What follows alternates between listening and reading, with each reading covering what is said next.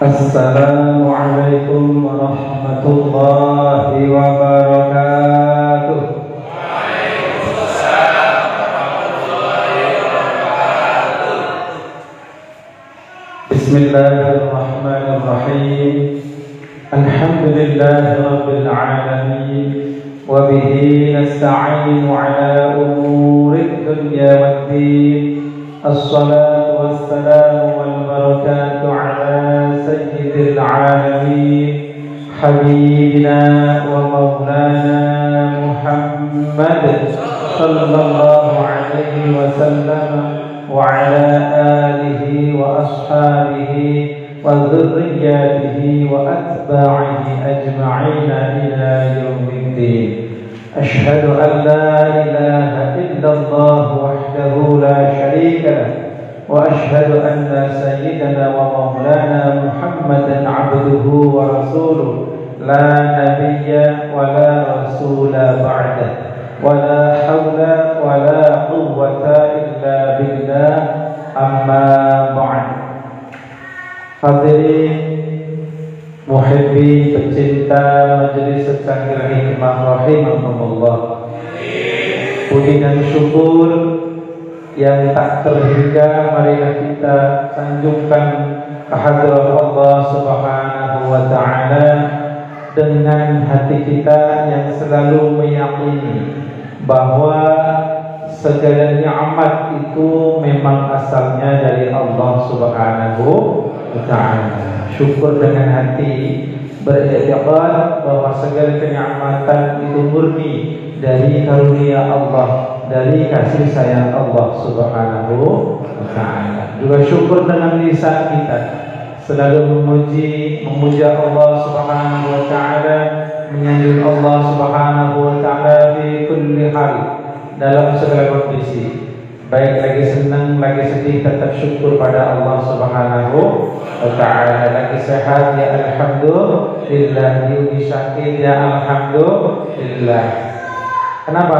Karena alhamdulillahi rabbil alamin. Maksudnya karena kita diajarkan oleh Allah. Alhamdulillah, segala puji milik Allah Rabbil alamin, dan yang menciptakan semesta alam, yang mengatur semesta alam. Jadi disuruh tetap memuji Allah karena Allah Rabbul Alamin, yang ngatur seseorang jadi orang fakir, jadi orang kaya, tetap harus memuji Allah Subhanahu wa taala. Kemudian salawat, salam dan barakah marilah kita doakan selalu semoga tercurah limpah atas panutan kita, uswatun hasanah kita, baginda kita Nabi besar Muhammad sallallahu alaihi wasallam, beserta keluarga beliau yang suci, para sahabat beliau yang mulia dan diridhoi oleh Allah Subhanahu wa taala, serta dzurriyyah beliau, keturunan beliau ila yaumil qiyamah, juga para pengikut beliau sallallahu alaihi wasallam ila akhir zaman. Mudah-mudahan kita termasuk umat yang selalu meningkat cinta kepada nabinya. Allahumma amin. Yang selalu bertambah hati-hati. Allahumma amin. Yang selalu kalau ngaji semakin memperhatikan. Allahumma amin. Udah dapat ngaji diamalkan. Allahumma amin. Doa semua alhamdulillah. Hadirin rahimakumullah, pada malam ini kita akan mempelajari Asmaul Husna yang ke-58, ya. Baik, apa asmanya namanya? Al-Muhsi, ya. Jadi kata ahsa yuhsi fahuwa muhsi, wazannya af'ala yuf'ilu fahuwa muf'ilun, ya. Al-Muhsi artinya ahsa itu menghitung. Karena bahasa artinya apa? Menghitung karena ngerti. Orang yang bisa ngitung berarti ngerti kan? Ngerti. Berarti maknanya Al-Muhsi, Allah itu maha menghitung karena memang Allah maha mengetahui. Jadi Al-Muhsi maknanya apa? Zat yang maha menghitung. Itu artinya yang maha menghitung. Menurut pengertian yang lebih sempurna, berdasarkan apa yang disampaikan oleh Al-Imam Al-Ghazali radhiyallahu ta'ala anhu, al-muhsi huwa al-'alim, walakin idza udifa al-'ilmu ila al-ma'lumat min haythu yuhsil ma'lumat wa ya'udduha wa yuhitu biha summiya ihsa'an. Artinya al-muhsi adalah memang al-'alim yang mengetahui, tetapi pengetahuan Allah dengan makna al-muhsi maknanya adalah bahwa Allah Subhanahu wa taala menghitung segala perkara. Jadi dihitung oleh Allah segala perkara. Apapun, sekecil apapun, Allah itu maha mengetahui, yang berarti maha menghitung segala perkara. Menghitung batasnya, menghitung jumlahnya, menghitung puncak akhirnya, semua dihitung oleh Allah Subhanahu wa taala. Jadi bapak-bapak yang biasa zikir pada subhanallah, subhanallah, biasa 33 kali kurang satu dihitung tetap oleh Allah Subhanahu wa taala. Paham Pak kira-kira? Bapak-bapak yang punya ya harusnya membaca umpama tahlil la ilaha illallah 20 kali, atau harusnya dalam ketika nanti dijazahkan membaca 165 kali. Kurang satu tetap hitungannya begitu, tetap dihitung oleh Allah Subhanahu wa taala kurang satu. Nah, ini artinya Allah sangat detail dalam menghitung atau meliputi segala perkara, ya, meliputi hitungannya, jumlahnya, puncaknya, semua diliputi oleh ilmu Allah Subhanahu wa taala.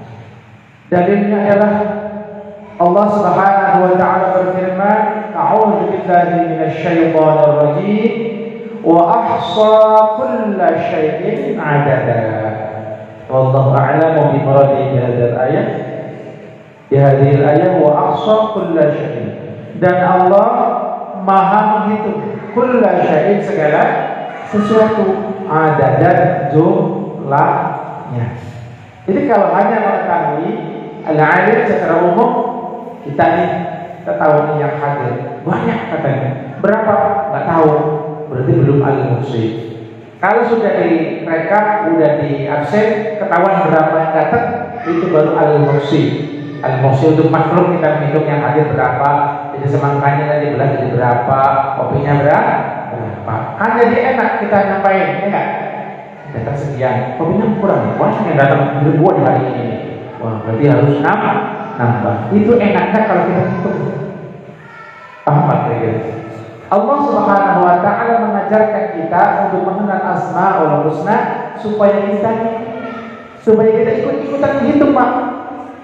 Umur Bapak sekarang berapa? Ya, ada yang 40, kayaknya yang 14 nggak ada kayaknya. 17 nggak ada kayaknya ya. Udah lewat kita, udah lewat. Dihitung nggak kira-kira Pak? Tadi pagi udah baca berapa ayat? Habis zuhur kita tadi sholat qobliyah ba'diyahnya berapa? Atau mengerjakan apa? Kita muhasabah. Ya, ketika mau sholat asar kita sudah sholat sunnah qobliyah apa? Belum dihitung. Kita baca tasbih sehari udah 1000 kali apa? Belum. Kita baca alhamdulillah udah 1000 kali apa? Belum. Kita baca sholawat Nabi udah 100 kali sehari apa? Belum. Kita hitung. Kalau setiap hari kita punya kegiatan menghitung, yang kita perhatikan, maka kita akan diterima yang beruntung. Ya, karena kita semua adalah orang-orang yang membutuhkan menghitung. Kita butuh hitungan. Sholat tidak sembarangan. Rajin sholat tetap ada hitungannya. Sholat maghrib berapa rakaat? Dihitung nggak berarti? Sholat isya berapa rakaat? Ada hitungannya nggak? Berarti Allah mengajari kita supaya hitung. Jadi menghitung adalah salah satu perbuatan yang baik. Nah, Bapak mau pulang kampung, kira-kira perlu nggak nyiapin bekal? Saya udah tahu, saya udah ada bekal. Tapi masalahnya bekalnya dihitung apa? Enggak, begitu dibuka cuma cepet, kurang gitu. Karena kita nih hitung, akhirnya kita siapkan lagi, kurang kalau cepet, tambah lagi, minimal 1 juta umpamanya. Agak tenang. Kenapa? Karena kita punya bekal dan mau menghitung. Oh, tapi kurang Pak. Kenapa? Nanti dari rumah kita kan ke rumah paman. Oh, kurang. Jangan berangkat, kumpulkan lagi, hitung lagi. Paham Pak kira-kira? Amal kita udah kita coba, kita hitung, kita teliti. Oh, ternyata Al-Quran kita bacaannya udah bagus, tapi belum memahami artinya. Kita pahami artinya. Kita hitung ilmu kita masih kurang, ternyata kita ngaji lagi. Dia tahu isi Al-Quran. Ya, ilmu Bapak dihitung silakan. Saya tidak tahu harus merusak apa belum nih. Masih kurang ngaji. Karena kita butuh menghitung diri bekal kita. Hadirin rahimakumullah. Artinya Allah Subhanahu wa taala menghitung segala perkara, baik jumlahnya, batasnya atau kadarnya, dan termasuk amal kita. Amal kita dihitung oleh Allah Subhanahu wa taala. Memang malaikat ada yang mencatat amal kita, tapi Allah Al-Muhsi, Zat yang Maha menghitung. Paham Pak ya? Alhamdulillah. Mudah-mudahan pemahaman ini menjadi motivasi kita agar semakin berhati-hati dalam berkata. Termasuk kita mau ngomong, hitung dulu Pak ya. Kita ngomong sama siapa, ngomongnya apa, di mana, kondisinya lagi bagaimana, perlu dihitung kan? Perlu ya. Kita punya teman baru aja kita perlu hitung. Jangan lama-lama ngobrolnya, masih baru kan? Kenal, sabar. Kalau sudah enak, udah nyaman, cocok, berjam-jam kita terus enak ngomongnya. Kan begitu Pak ya? Iya. Baik, itulah makna Al-Muhsi, Zat yang Maha menghitung, termasuk menghitung amal kita. Bapak-bapak rahimakumullah. Kemudian saya mau nanya tujuan kita, hati kita ibadah, kita beramal ibadah apa saja. Apa tujuan kita Pak? Hah? Oh, kencang banget jawabannya sampai saya nggak dengar. Apa tujuan kita ibadah? Tidak ada hitungan itu nanya nih buat kita. Iya, biar kita nggak rugi, kita ibadah akan mendapatkan keridhaan dari Allah. Kita kangen Allah ridho sama kita, betul? Itu janji Allah. Innal ladzina amanu wa 'amilus shalihati ulaika hum khairul bariyah. جزاؤهم عند ربهم جنات عدن تجري من تحتها الأنهار خالدين فيها أبدا. رضي الله عنهم ورضوا عنه ذلك لمن خشي ربه. Khasya Rabbah, orang yang takut dengan Tuhannya adalah orang yang menghitung diri. Dia memperhatikan menghitung amalnya sangat sedikit. Yang masih belum baik, keyakinannya masih kurang kuat, ibadahnya masih kurang mantap. Ka'al-Fadil itu biar tahu Allah Maha Agung, Allah Maha Rahman yang tidak berhenti memberikan anugerah kepada kita semua. Itu pentingnya kita menghitung diri. Nah, maka balasannya jazaohum untuk orang yang alladzina amanu wa 'amilus shalihati itu apa? Jannatun 'adn. Dapat surga dah. Udah disiapin. Jadi surga sudah dicipta oleh Allah Subhanahu wa taala. Enggak kayak kita jadi lomba, hadiahnya belum disiapin Pak. Ntar kalau lomba udah kelar baru bungkusin hadiah. Sebagian gitu. Kalau Allah udah disiapin, belum disuruh ibadah, udah disiapin hadiah. Tadi hadiah nunggu kita Pak. Hadiah lagi nungguin kita, masya Allah. Jadi harus siapin. Nah, radhiyallahu anhum wa radu anhu, yang diharapkan ada keridhaan Allah Subhanahu wa taala. Di akhirat nanti keridhaan Allah Subhanahu wa taala itu di dalam surga. Sekarang saya mau nanya, berapa terminal yang harus dilalui oleh kita sebelum masuk surga Pak? Bingung lagi, pura-pura nggak tahu. Insyaallah. Kita mau ke mana? Ke Cirebon, ini kan kalau beberapa posnya. Bang, kita nggak tahu tempat itu kan? Ada nggak? Ada, apalagi nggak pakai tol. Lewat Islam datang ke Cirebon, ada. Lewatin pasar, ada macet, macam-macam. Ada pos-posnya. Kalau selamat dalam perjalanan sampai ke tempat tujuan, itu dapat berhitung. Artinya nyaman, seneng, alhamdulillah udah nyampe kampung. Seneng nggak rasanya? Ketika Bapak sudah dinyatakan lulus melewati pos-pos itu semua masuk ke dalam surga, maka Anda akan merasa fi 'aisyatir radiyah, hidupnya senang, bahagia, dapat ridha Allah Subhanahu wa ta'ala. Paham gak ini? Tapi kita orang dikasih akal, tidak akan merasakan enak, bahagia kalau tidak berjuang dulu. Maka ada beberapa hal yang perlu kita pahami dari makna al-muhsin. Yang pertama, cara berakhlaknya tentu kita harus yakin bahwa al-muhsin termasuk bagian dari asmaul. Nah, harus diyakini bahwa Allah memang maha menghitung. Kan Allah tadi udah maha mengetahui, menghitung juga. Keperluannya bukan pada Allah, pada kita. Kalau hanya bermakna al-alim, maha mengetahui, kita tidak begitu fokus untuk menghitung diri kita sendiri, Pak. Jadi ini karena kasih sayang Allah menerangkan tentang asmaul husna sehingga kita bisa memahami, oh ya, bukan hanya mempersiapkan amal, tapi menghitung amal kita. Kita teliti amal kita maksudnya, gitu Pak ya. Nah, di kerjaan kan kita ada ya, ada yang bagian mengepak, ada bagian QC-nya, ada yang nanti bagian apa lagi ngecek barang, hitung, ada nggak? Itu ada, dipakai dalam kerja kita itu.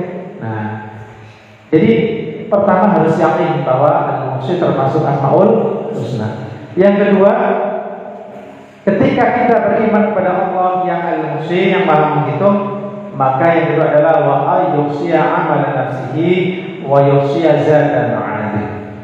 Kita harus berupaya untuk menghitung,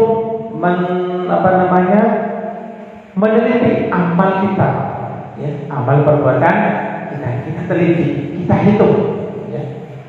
Wa yuhsiya zatan ma'adih, dan juga menghitung, mempersiapkan bekal kembali kemana? Di akhirat mau ke surga apa neraka. Berarti kembali kita pengen di mana? Di surga. Bekal menuju surga harus kita siapkan. Tadi pertanyaannya, berapa pos yang harus kita lewati masuk ke dalam surga. Jadi ketika seseorang ditaklif, karena sudah mukallaf kita ya, kita sudah dewasa semua Pak ya, waras semua akalnya, sehat panca indera kita, maka syarat untuk bisa masuk surga apa yang pertama? Ada yang tahu? Mati. Mati. Bagi yang tidak mau masuk surga, gak usah tentu. Paham kira-kira? Syarat masuk surga itu mati dulu. Ada kisah Nabi Idris alaihissalam udah di dalam surga. Udah pernah mati belum? Udah. Nabi Idris sudah pernah mati Pak. Makanya dia bisa masuk surga. Paham kira-kira? Syarat pengen masuk surga, pertama harus mati. Artinya mengalami sakaratul maut. Paham Pak? Jadi kita harus punya bekal menghadapi sakaratul maut. Yang pertama, harus menghitung, harus menyiapkan diri ketika kita menghadapi sakaratul maut. Apa bekalnya kira-kira Pak? Nah, sakaratul maut kan rasanya, masya Allah, Rasulullah SAW saja merasakan sakit tak pada kasih Allah Subhanahu wa ta'ala. Sakitnya kan double. Sakit badannya kan dicabut kan, badan kita ada rohnya, itu dicabut pasti merasakan sakit. Cuman kekuatan teriak kita, kekuatan ngomong kita nggak ada, nangis sudah nggak mampu, cuman berlinang air mata. Sering Pak nengokin orang yang sakaratul maut Pak. Saya paling sering Pak, Ustaz, tolong tengokin ini saya, udah nggak bisa apa-apain. Paling sering saya dipanggil. Biar Allah ngingetin saya tuh, lihat orang yang sakaratul nggak bisa ngomong. Ada yang 2 jam sebelum sakaratul maut masih ngomong sama saya. Pak, ajarin saya dikit, saya pengen masuk surga. Saya tinggalkan 2 jam. Pak, alhamdulillah nenek saya sudah Jadi panggil Allah, inna lillahi wa inna ilaihi raji'un. Sudah ada berzikir, mudah-mudahan manfaat. Allahumma amin. Nah, jadi sakitnya dua. Pertama jasmani, yang kedua sakit qalbiyah, al-sakatul maut. Bagaimana rasanya? Ini bapak-bapak yang sehat dulu, yang sehat nih. Ibu di rumah sehat semuanya, istri? Anak-anak sehat semuanya? Saya mau nanya Pak, umpamanya bapak-bapak di sini, kemudian istri, anak tiba-tiba diculik umpamanya, gitu ya, atau tiba-tiba kabur pulang kampung, nggak ngomong dulu Pak, dia punya rasanya Pak, sakit nggak? Sakit nggak? Di mana sakitnya? Di sini, di hati. Itu masih ada kemungkinan bisa balik lagi. Tapi kalau sudah sakaratul maut, yang ditinggalkan nggak mau nyusul kita, istri yang kita cintai tidak nyusul kita, nggak mau nyusul Pak. Kita sudah meninggal, mereka tidak mengikuti kita, tidak bisa. Tadi tambah sakit lagi, mobilnya baru lagi, masya Allah. Apalagi istrinya baru juga, baru 2 hari. Teman saya masya Allah baru 2 bulan, masya Allah ditinggal ini, meninggal sama suaminya. Kasihan suaminya nggak kira-kira? Wallahu alam. Kayaknya sih kasihan, masya Allah. Baik. Apa perannya? Bekal sakaratul maut adalah akidah yang benar. Akidah yang benar artinya menjadi ahli la ilaha illallah. Jadi orang yang membiasakan diri mengucapkan, memahami dan meyakini la ilaha illallah, maka ketika sakaratul maut dia ada yang terhibur oleh Allah dengan kalimat suci miftahul jannah tadi, la ilaha illallah. Itu kenapa Nabi SAW bersabda, barang siapa yang akhir kalamnya ketika hidup sakaratul maut dan baca la ilaha illallah, dakhala masuk surga. Karena pentingnya la ilaha illallah. Maka tahlilan sesungguhnya adalah mengulang kalimat itu, kita resapi bukan bibirnya, la ilaha illallah. Tapi hati kita yakin, ketika kita baca hati kita meyakini tiada yang aku sembah kecuali Allah, tiada harapanku yang terakhir kecuali Allah, tiada pusat perhatian tujuan ibadah kecuali Allah Subhanahu wa ta'ala. Jadi bekal yang pertama adalah la ilaha illallah. Yang kedua doa kita. Doa kita ada doa Allahumma hawwin 'alaina fi sakaratil maut. Kita baca. Habis sholat kita baca. Ya Allah. Kalau nggak bisa bahasa Arab, bahasa hati Bapak sendiri silakan. Ya Allah, tolonglah aku nanti kalau saya sakaratul maut. Ya Allah, mudahkanlah aku menghadapi sakaratul maut. Nabi sendiri baca itu Pak. Beliau Nabi Pak. Maka kita mencontoh beliau agar selamat ketika sakaratul maut. Sallu ala Nabi Muhammad. Yang kedua, pos yang kedua tadi udah memenuhi syarat. Memenuhi syarat bisa masuk surga, syaratnya mengalami sakaratul maut. Yang kedua setelah sakaratul maut apa? Fitnah kubur. Udah selesai dikafan, disolati, kemudian sudah selesai ya. Kubur. Ada kejadian berikutnya pas selanjutnya. Fitnatul fitnah di dalam kubur. Apa saja fitnah? Contoh. Baik orang yang baik ataupun orang yang buruk ketika masuk ke dalam kubur, maka badannya akan dihimpit. Ya, maka kita mohon mudah-mudahan Allah Subhanahu wa ta'ala renggangkan himpitan itu dengan rahmat Allah Subhanahu wa ta'ala. Nah, maka ada juga fitnah kubur yang kedua, soal malakai, pertanyaan mungkar dan nakir. Itu fitnah bukan? Fitnah kubur. Dan yang lain ada siksa kubur juga macam-macam. Apa perannya? Ada beberapa solusi yang diberikan oleh Rasulullah Shallallahu Alaihi Wasallam kepada kita semua. Berarti Nabi Muhammad saya nggak sama kita. Sayang banget. Kasih jalan keluar kalau kita pengen selamat dari fitnah kubur. Yang pertama, beliau menyampaikan tentang keutamaan surah Al-Mulk. Qara'a surat Al-Mulki kulla lailatin lam yadurruhul fattan. Barang siapa yang membaca surah Al-Mulk setiap malam, maka dia tidak terkena bahaya dari fitnah kubur. Selamat. Adeslah selamat. Tidak dihimpit kencang, tidak bingung menjawab pertanyaan, ya, dan fitnah kubur yang lain. Suratnya masih hafal Pak? Masih hafal waktu muda dulu kan? Apa nih Pak ya? Kita baca minimal 10 ayat surat. A'udzu billahi minasy syaithanir rajim. Bismillahirrahmanirrahim. Biyadihil mulku wa huwa ala kulli syai'in qadir. Alladzi khalaqal mauta wal hayata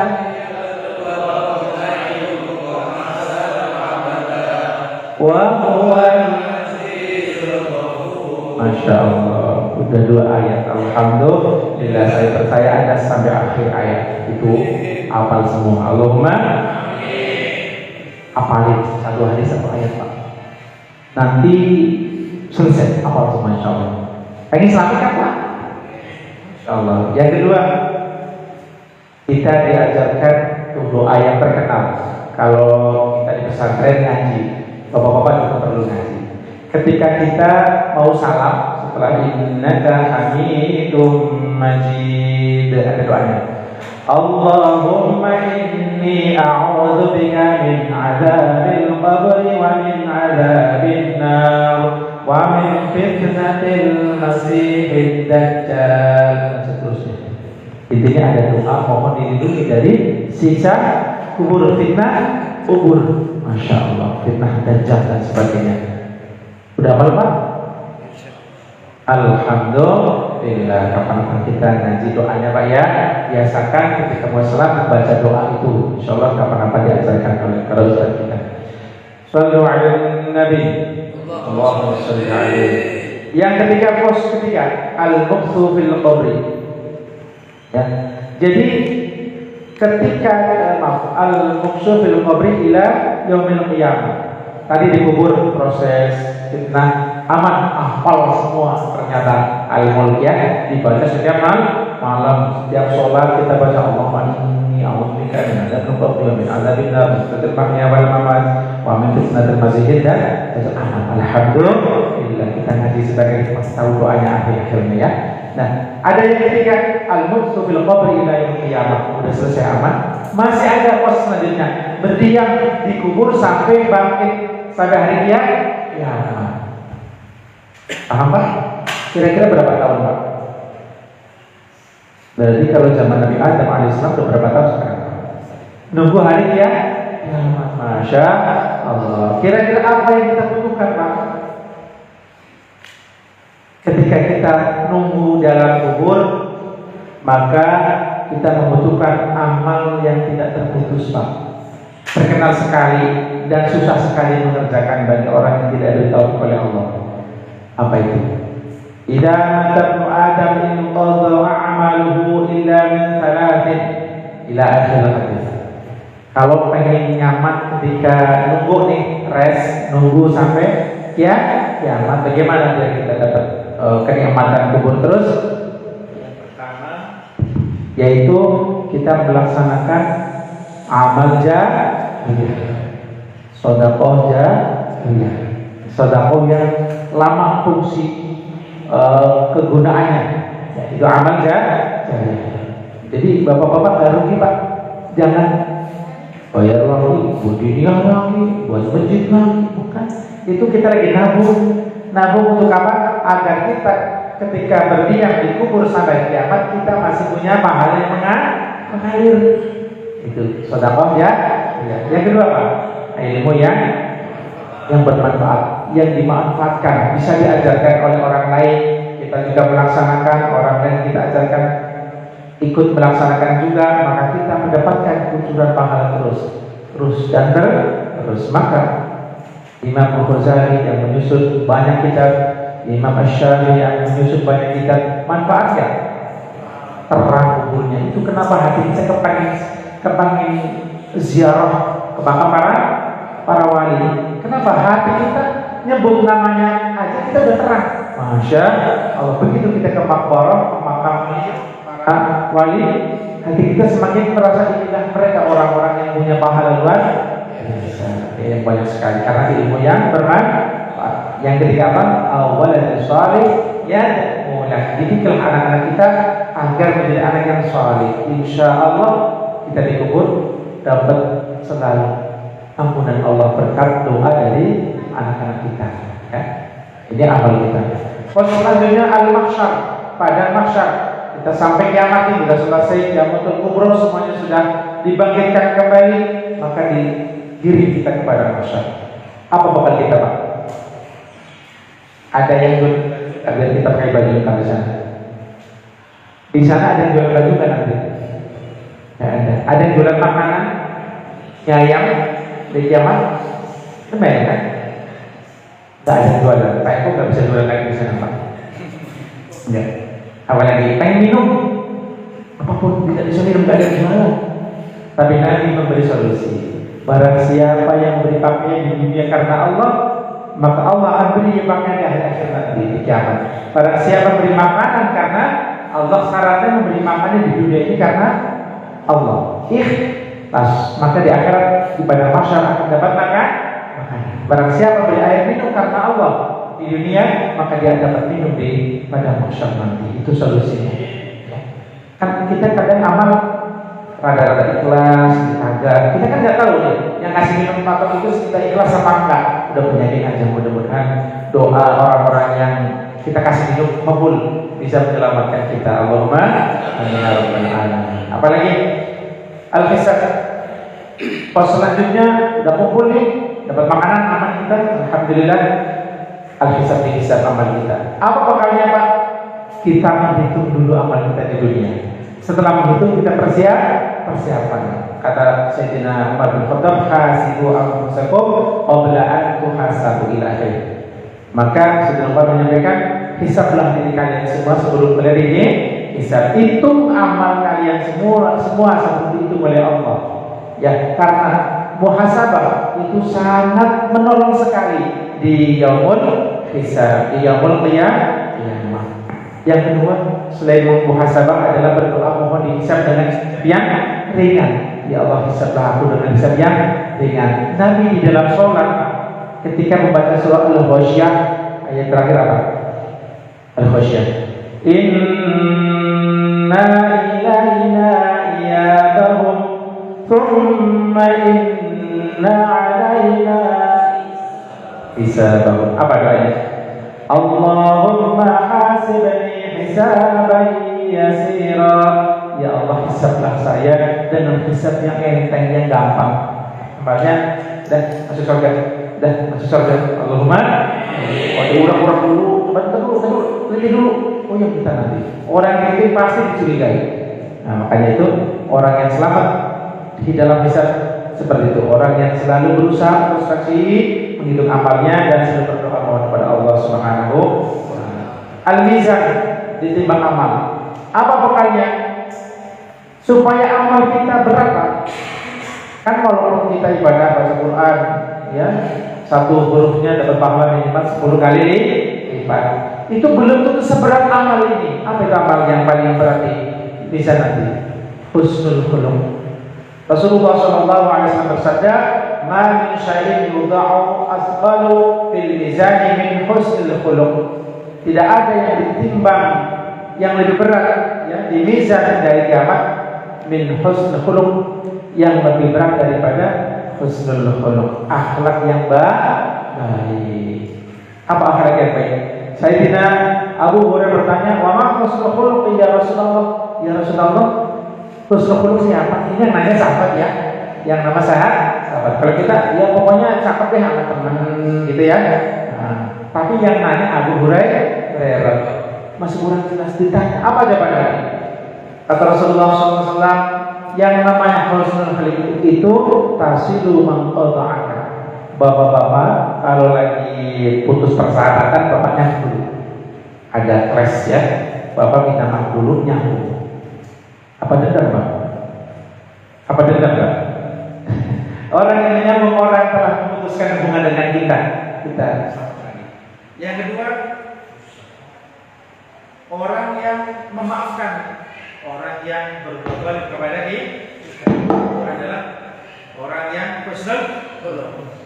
Yang ketiga, wa tu'ti man haramaka, orang yang mau memberi kepada orang yang tidak pernah memberi kepada kita. Ini orang tetangga kita nggak pernah ngasih kita apa-apa, ada cara apa, nggak pernah ngasih kita kasih.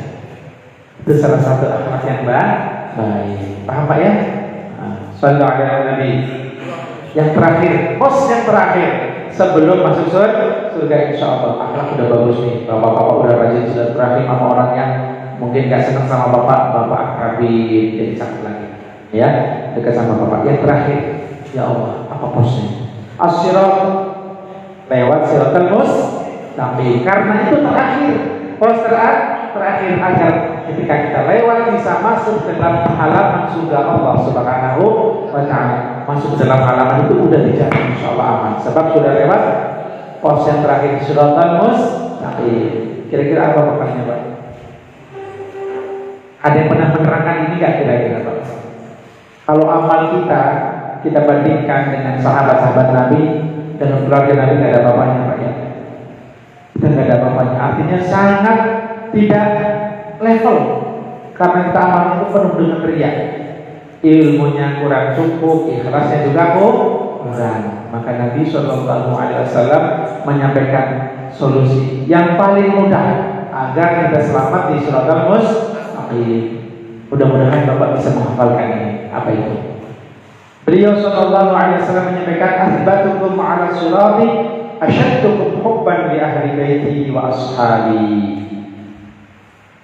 Orang yang paling kuat, orang yang tidak akan terpeleset ketika melewati siratal mustaqim, yang paling tetap istiqomah sampai depan surga, bisa masuk surga, yang paling memungkinkan diberi anugerah oleh Allah selamat, asyaddukum hubban, adalah orang yang paling hebat cintanya di ahli baiti, kepada keluarga baitku, kepada keluarga Nabi. Orang yang mencintai ahli bait itu yang paling sama. Makanya orang yang membenci keluarga Nabi Shallallahu Alaihi Wasallam, zuriyahnya, yang nggak cinta apalagi malah membenci, ini dikhawatirkan tidak bisa lulus siratal mustaqim. Yang kedua, wa ashabi, orang yang asyaddu hubban, yang benar-benar cinta, sangat cinta kepada sahabat-sahabatku. Ini siapa yang bersama Nabi Muhammad Sallallahu Alaihi Wasallam. Itu sebabnya Kang Eko ngajarin Allahumma sholli wa sallim wa barik ala Sayyidina Muhammadin wa ala alihi wa ashabihi, keluarga dan para sahabat. Bentuk cinta kita, perbanyak doa untuk Rasulullah dengan salawat salam, keluarga beliau dan para sahabat. Itu sebabnya. Paham Pak ya? Agar apa? Aman. Alhamdulillah, siratal mustaqim, aman, kita bisa masuk surga Allah Subhanahu wa Ta'ala. Mungkin ini saja yang bisa saya sampaikan. Mudah-mudahan ada manfaatnya ya Pak ya. Amin. Alhamdulillah.